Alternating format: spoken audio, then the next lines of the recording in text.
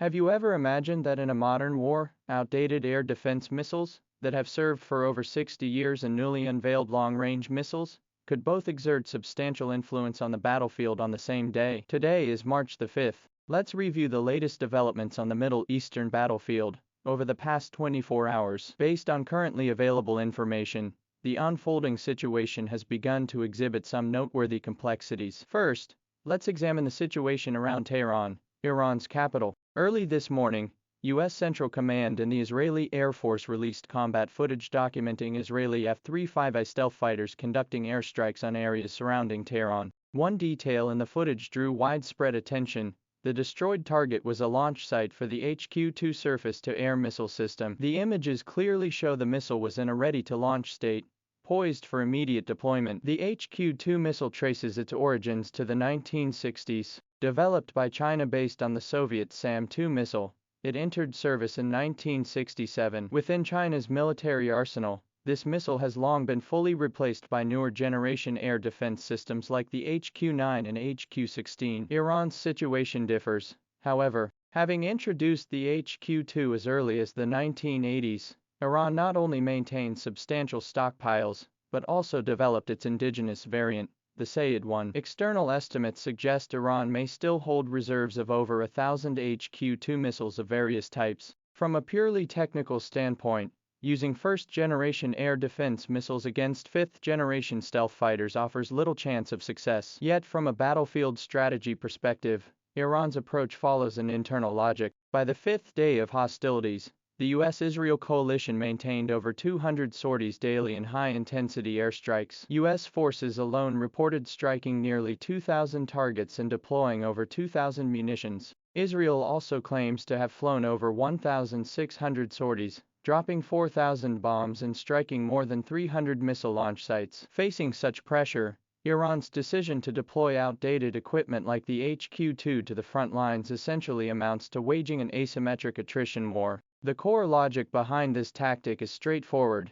The destruction of large stockpiles of outdated equipment is not a significant loss, but as long as they remain in position, U.S. and Israeli pilots must expend resources to neutralize them. Each strike against an HQ-2 battery consumes precision-guided munitions and flight sorties. More importantly, the persistent presence of these older missiles prevents adversaries from easily declaring complete suppression of Iran's air defense capabilities. While the Trump administration and the Israel Defense Forces previously claimed Iran's air defense system was virtually non-existent, today's evidence of HQ-2 missiles remaining combat-ready and actively engaged demonstrates that assessment was clearly overly optimistic. Meanwhile, Iran has achieved more substantial gains on another front. The Islamic Revolutionary Guard Corps issued Bulletin No. 19 announcing the successful strike of a U.S. destroyer and an oil tanker conducting maritime resupply operations in the northern Indian Ocean using the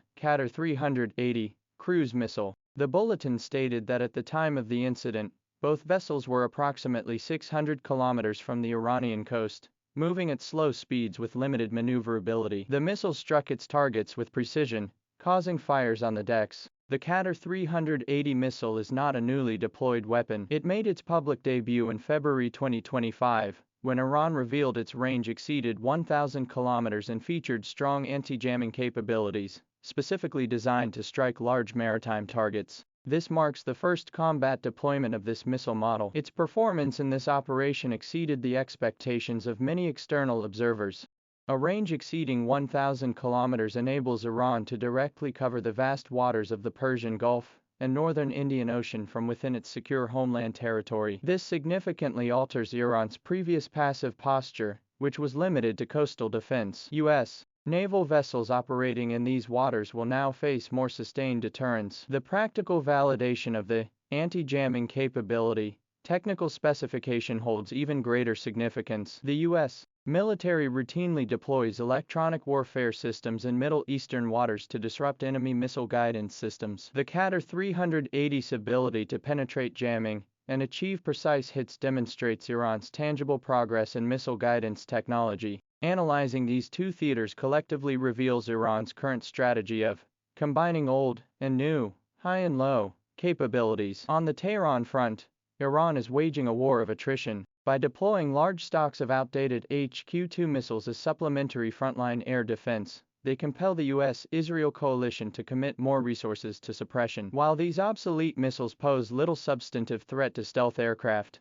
their very presence holds tactical value. They consume the enemy's high-value precision-guided munitions, thereby shielding the truly formidable advanced air defense systems. Reports indicate Iran's S-300 and FAS-373 advanced air defense missiles remain concealed and rarely activated, awaiting genuinely valuable targets. In the Indian Ocean theater, Iran is waging a precision counterattack campaign. New missiles like the Qader-380 are not designed for defense but for offensive operations. Launched from deep within Iranian territory, they target the vulnerabilities of U.S. naval forces. Warships are slow and maneuvering is difficult during at-sea replenishment, creating a classic window of vulnerability. Iran's ability to exploit this timing for strikes demonstrates highly precise intelligence gathering and battlefield assessment capabilities. Data released by the U.S. and Israel confirms the intensity of their airstrikes. The U.S. has reported striking nearly 2,000 targets, while Israel claims to have severely crippled Iran's air defense capabilities.